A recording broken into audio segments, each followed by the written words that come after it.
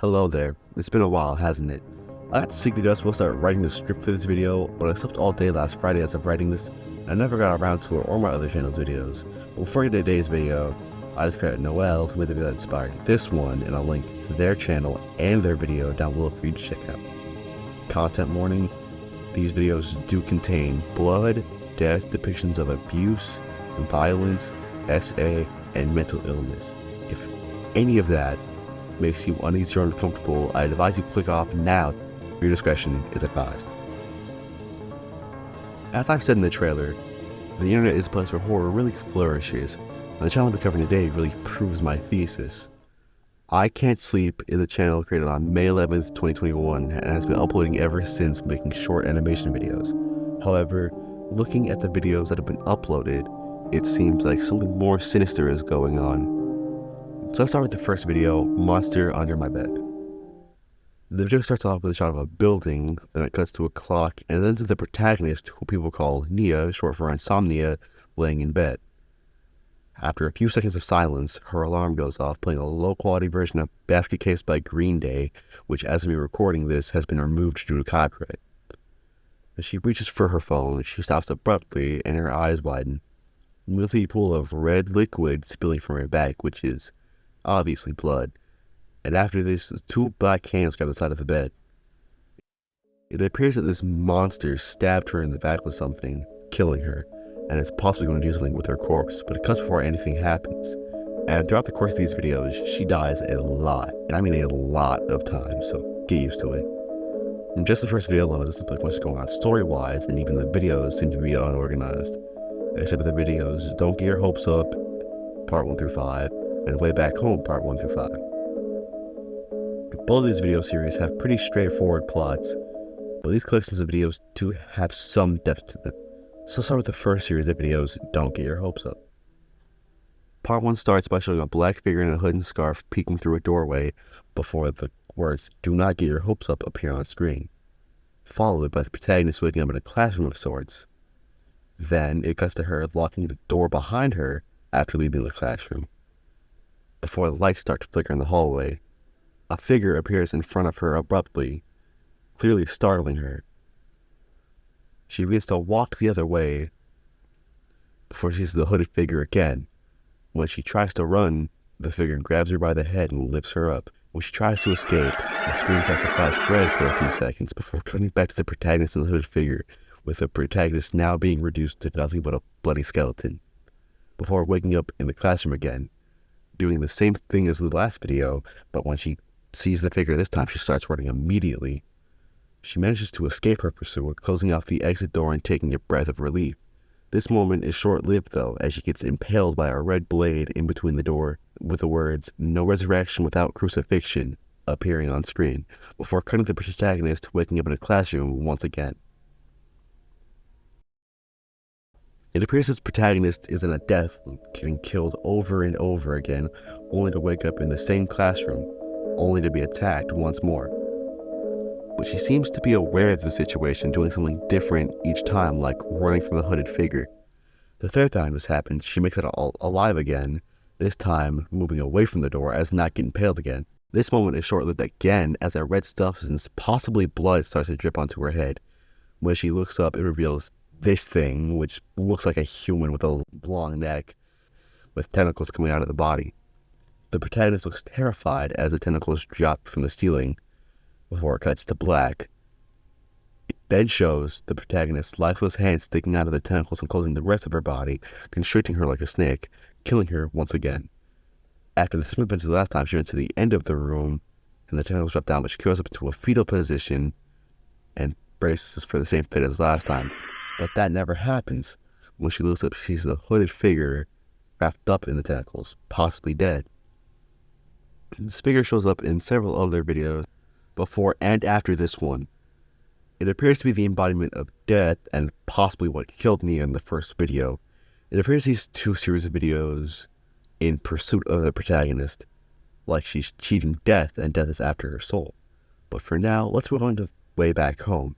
Just a side note, the art styles for these videos are very reminiscent of the early 2000s scene and emo movement, which also kind of reminds me of Yonan and Vasquez Sim. It begins with Nia bent over in front of a mirror holding a pill bottle, potentially a medication like an antidepressant or Paxil, medication that works to help people with PTSD, which seeing how many times she's died and been resurrected, as well as something I'll discuss later in the video, she needs it. A face pops up in the mirror, disappearing after a split second, and then cuts to the face again. This time it's red and a sound plays. We then cut to Nia, who was walking down the stairs to put her room key on a hook before leaving.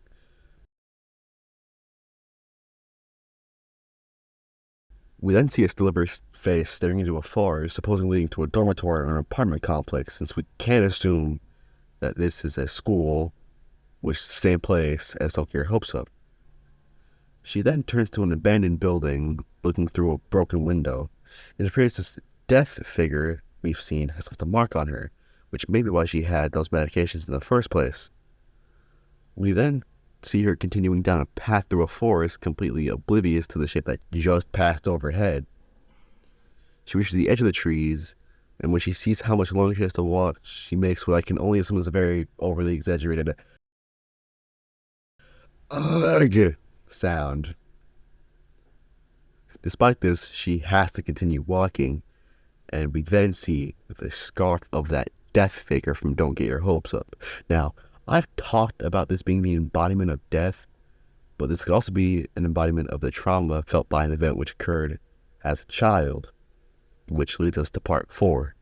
Part 4 starts off with a shot of her boots while she's walking home, which then transition into a pair of sandals. Her clothes also change from black and white, and in color psychology, white is a symbol of purity and cleanliness, while black is supposed to invoke feelings of anger and sadness. And then cuts to a much older man walking behind her. I'll just let this next part play out for you to see.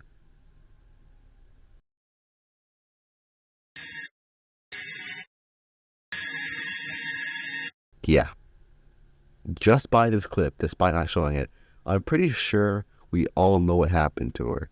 It then flashes back to the present, standing in front of some police tape. It then zooms out, revealing her to be standing in a pool of blood. She then looks into an alleyway where a pair of bloody footsteps, which look like the pair of boots she's been wearing, lead into.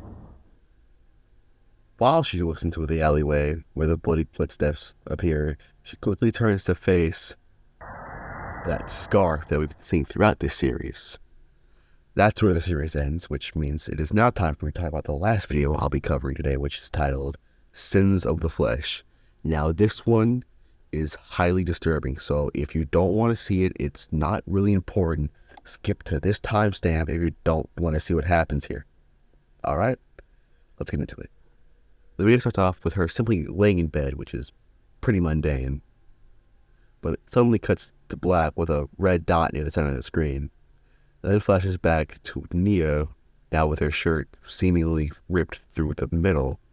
She also appears to be moving up and down on the bed. And then shows a black screen with the red dot again before cutting to a very gruesome scene, so skip ahead if you feel like it.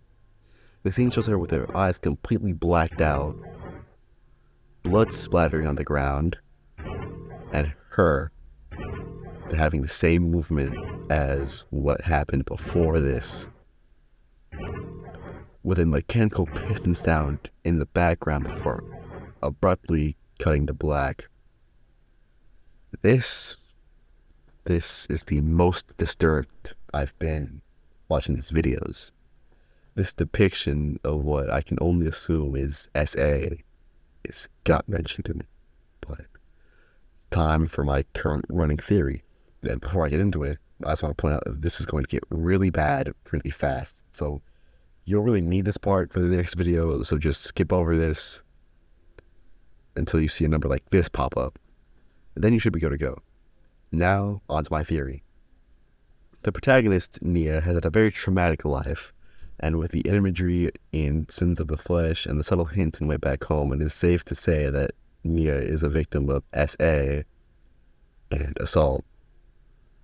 This has made her deeply depressed and traumatized, which what those pills were most likely for. She potentially was almost murdered, or she was until the hooded figure resurrected her. Either way, these videos do seem to be pretty interconnected with one another in at least one way.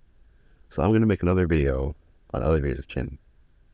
Before I end this video, I just want to warn you that if you do want to watch these videos, but have a weak stomach with the videos punishment and wrong answers, as these videos show disturbing imagery and talks of suicide.